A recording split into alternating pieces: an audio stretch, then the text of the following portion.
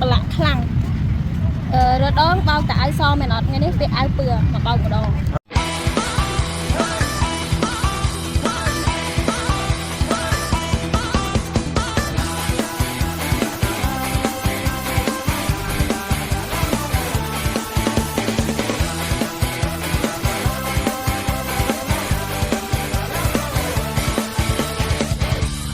One for all for one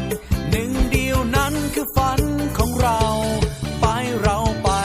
คว้าดวงดาวเก็บเอามาประทับในใจเลือกทางเดินไม่มีลง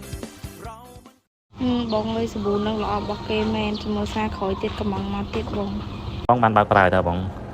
មានអីគុណភាពល្អតើបងយើងសម្រាប់បោកអាវសមួយណាដែលប្រឡាក់ខ្លាំងហើយមើលទៅពណ៌យ៉ាងស្អាតហើយយើងដាក់មកស្លាបព្រាទៅ4 5អាវ6អាវដាំស្លាបព្រាទៅដាក់ទៅសិទ្ធិភាពល្អបង